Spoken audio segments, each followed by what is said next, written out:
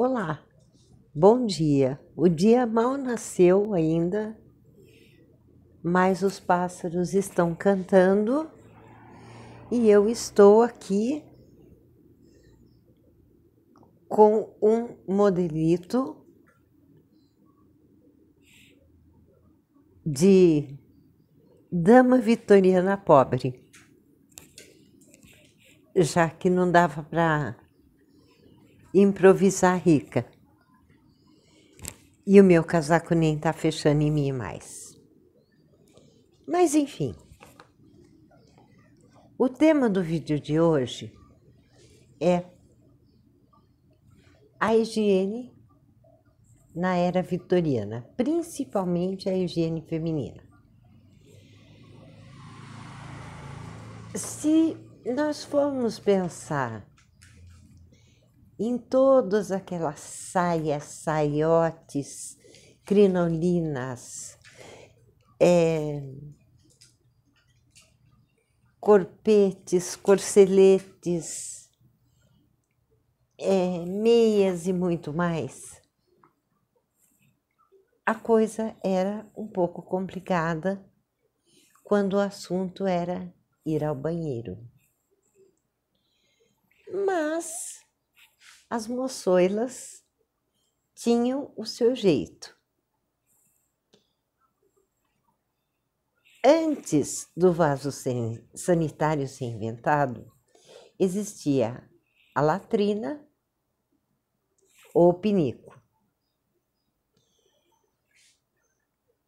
A latrina era um tipo de um banquinho com um pinico dentro.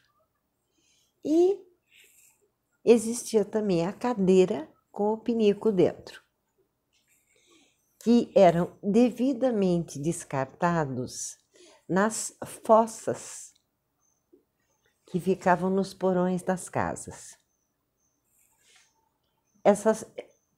O trabalho do limpa-fossa era feito à noite porque era um trabalho tão chocante e eles vendiam os dejetos para agricultores como esterco. Tudo muito limpo.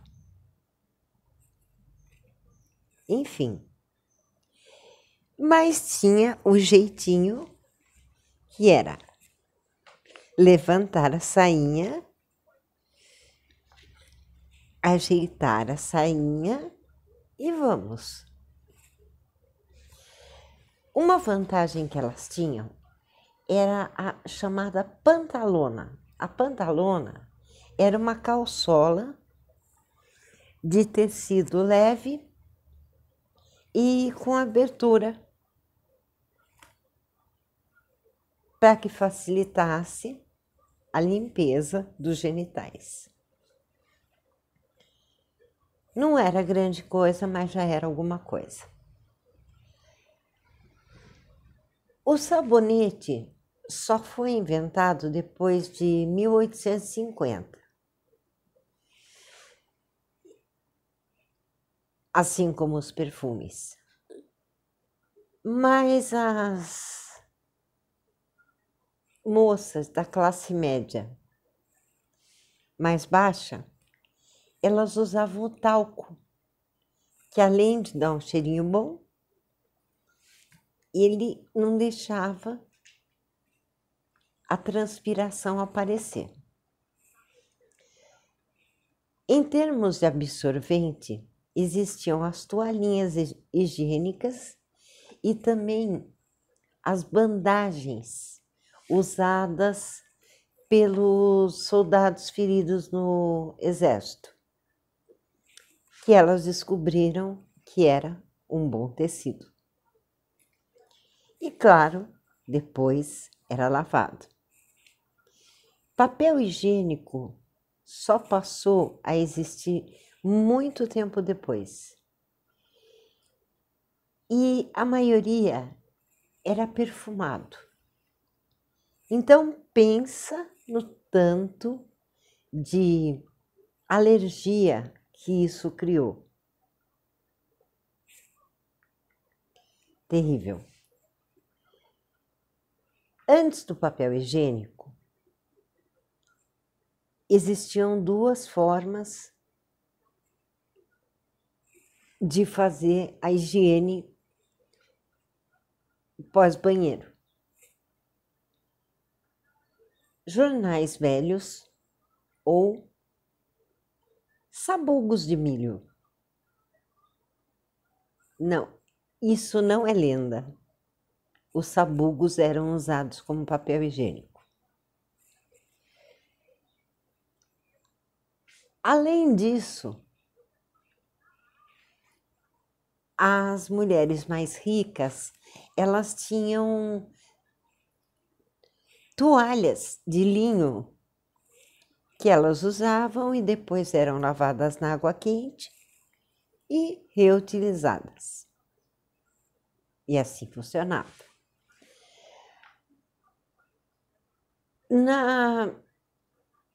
Na época, os cabelos eram muito compridos e mulheres decentes não usavam o cabelo solto, a não ser sozinhas diante do marido. Então eram aqueles cabelos todos rebuscados e mirabolantes.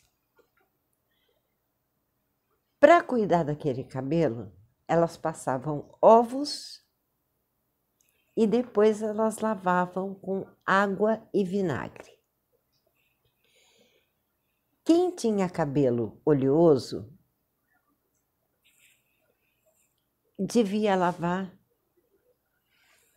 uma vez a cada 15 dias. Cabelos normais, uma vez por mês. Nos quartos existia aquela jarra com a bacia, o sabonete e o paninho, que era feita a limpeza somente no necessário, ou seja, axilas, partes íntimas e pés.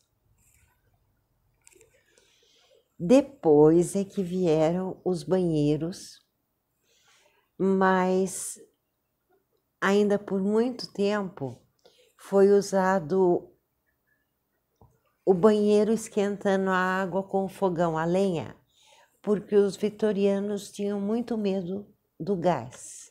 Eles achavam que o gás era perigoso. E até então a água era de poço, não tinha água encanada em casa. Isso veio depois, na época que inventaram o vaso sanitário, que inventaram a pia, a banheira, e assim foi. Em Londres, o rio Tâmisa, ou Thames, ele era a única fonte de água potável da cidade. E ele era também o único refúgio de esgoto. Aquilo causou todo tipo de doença,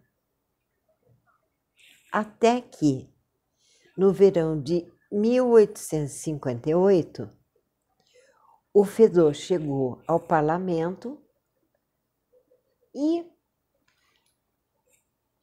os nobres parlamentares resolveram fazer alguma coisa. Então, em 18 dias, eles aprovaram uma lei para despoluir o rio Tâmisa e criar um sistema de esgoto na cidade, acabando assim com as fossas e com o fedor do rio. Na época, existia uma lenda que o miasma noturno, que era o cheiro forte do rio, causava muitas doenças. Febre tifoide, cólera, entre outras coisas. Mas depois a ciência descartou isso. Então, entre muitas outras coisas, assim era a higiene na era vitoriana. Esse vídeo realmente é para quem tem estômago forte. Se você gostou, deixe o seu like, se inscreva, compartilhe, comente, dê sugestões para novos vídeos, porque eu já não estou aguentando, eu estou fritando aqui dentro dessa minha roupa vitoriana improvisada. Gratidão, beijos e até a próxima.